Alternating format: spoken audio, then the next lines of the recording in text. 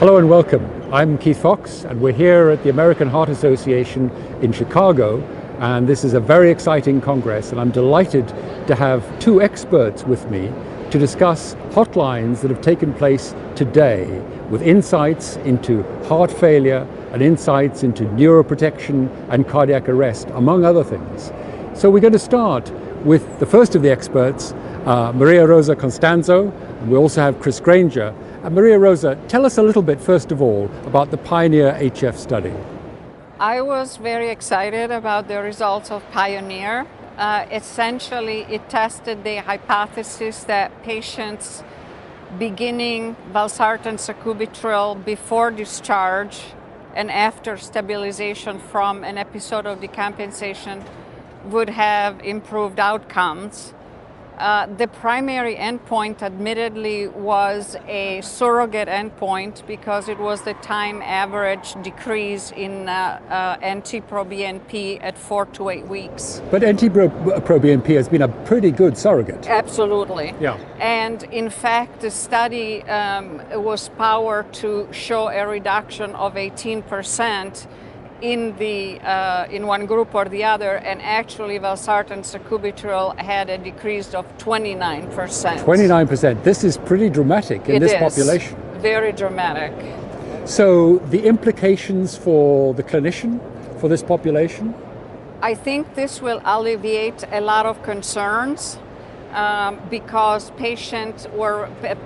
physicians were reluctant to begin valsartan sacubitril in the hospital due to the fact that Paradigm had mostly class 2 patients, and I think this should not only alleviate their fears but actually encourage them to begin it in the hospital. So this is really a big step forward, because in the past we thought it had to be stabilized ambulant outpatients. So this is a new paradigm. And importantly, it also met a secondary pre-specified composite endpoint, which included death, heart failure hospitalizations, and need for VAD or transplant. Okay. And the decrease in the need for those advanced therapies was very significant as well. So important findings from that study. Yes. And Keith, I also think it's so important if you can get something started in the hospital. It's Yes. much more likely that patients It's more will likely be to on happen. it in the Absolutely, future. and continued, hopefully.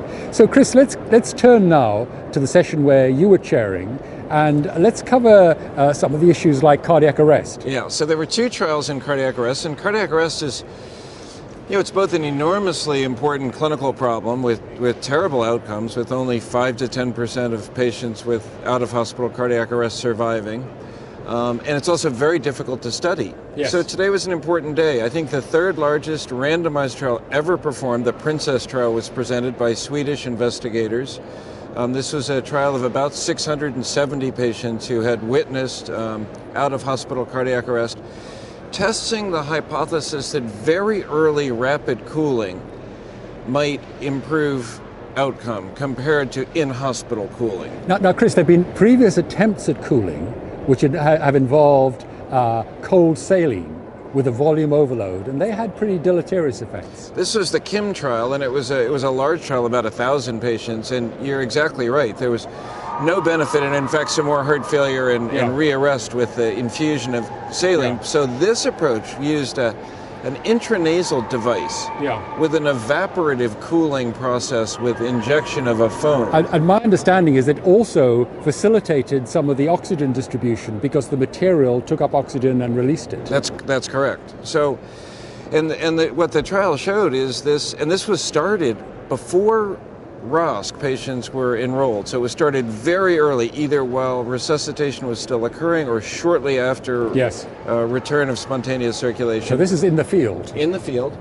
And the experiment was successful. Patients were successfully cooled very rapidly with this process, over a degree centigrade cooler at hospital arrival with the nasal cooling device and with standard of care.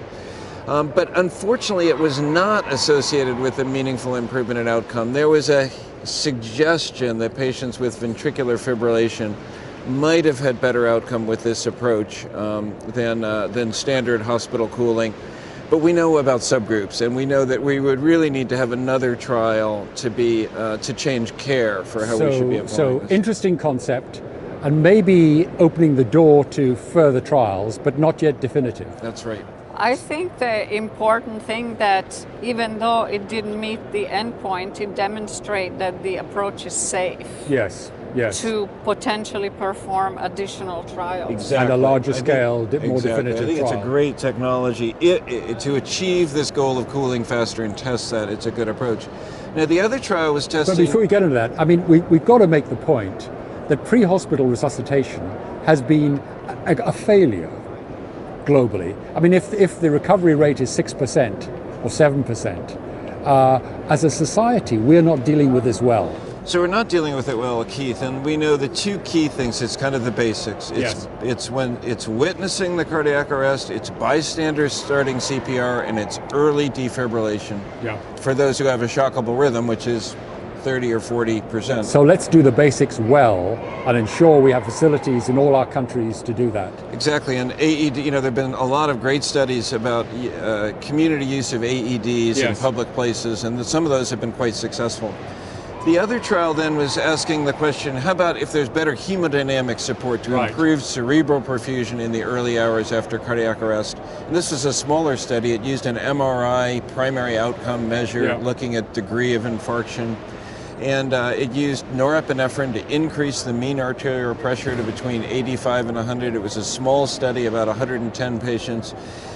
And all too familiar in critical care research, the more aggressive approach simply did not provide benefit. So I think once again what we fall back to is, do good basic critical care.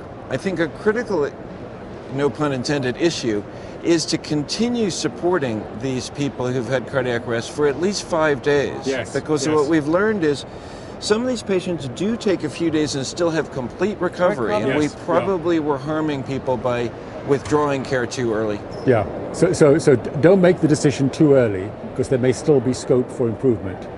So Maria Rosa, let's move on now to the TREAD-HF. This is a trial that is really close to my heart. It was a small trial, only 50 patients in total. But throughout my career in heart failure, I have had several instances in which patients that had a recovered LV function had either wanted their medication discontinued or other physicians discontinued them Yes. based on a normal EF. So this is a very unusual concept. This is Yes. saying, okay, you've recovered in terms of function. Can you withdraw the therapy? So I've seen several cases where the cardiomyopathy recurred. Yes. And so to me was especially exciting to see this study where actually it was demonstrated that of the patient that began withdrawal, 40% had recurrence. 40%. 40% had recurrence. And I think although the sample was small, they had pretty stringent criteria to measure recurrence. Yes. And I think the presenter made a very good point that we should stop calling normalization of EF a recovery. Yes. Is more of a remission. A remission, right. So there's an analogy with malignant conditions. Exactly. And what's the next step? I think the next step is to do it in a much larger patient population. And I think that prior to going to a much larger studies, there are many different mechanistic aspects that we need to understand. Right. For instance, 20% of the cardiomyopathies had a titin disorder. So what is the genetic aspect of the cardiomyopathy impact Yes. on whether someone will recover or not? Right.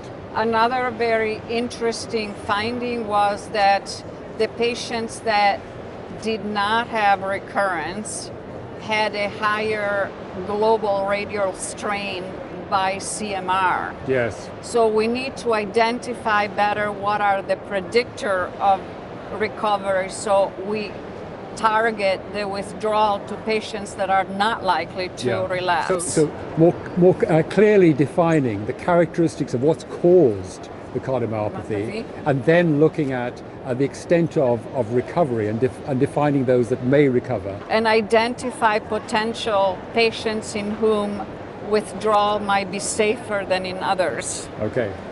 Now it's time for tea time. Time for tea time.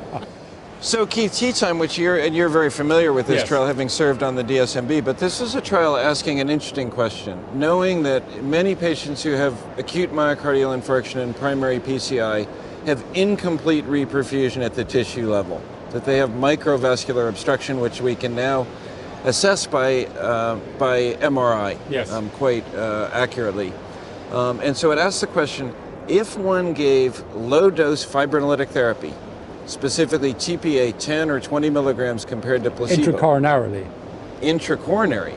Might that improve microvascular flow and outcome in patients with treated Because there's good evidence PCI. about microvascular dysfunction as part of reperfusion injuries. There is, and it's been a challenge, as you know, with things like even 2B3A inhibitors or thrombus extraction. It's been a challenge to improve those parameters. And obviously part of that is swelling and inflammation, but part of it may be thrombotic as well. Well, and that's a key point. Some of this may be simply the result of a large infarction, and it's not reversible, and other may be contributed by ongoing thrombosis and may be reversible. And what this study showed, and I think it was a good study, it showed, first of all, it was safe to give 10 or 20 milligrams of TPA down the coronary artery, but it did not show improved microvascular flow. Right. So at least it has clearly answered that question, that this is not a route to go down in terms of recovery of tissue perfusion. Certainly not a routine. So I think some of these patients who we see who have lots of thrombus, let's say in a vein graft, or it's very difficult to get rid of the thrombus, selective use of glycoprotein 2B3A inhibitors or maybe low-dose lytics still is something that might be considered, but it can't be based on good quality evidence. And this was carefully studied with MR perfusion imaging.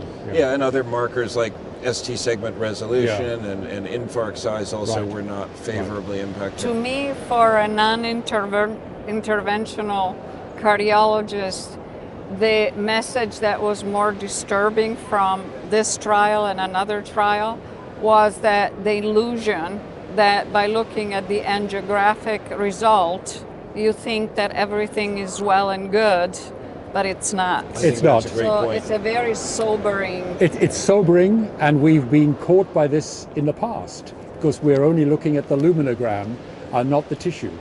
Yeah, and that's a very good point. That's a good point. And I'm going to run off and leave the two of you for the last trial to get to my session, but thank you.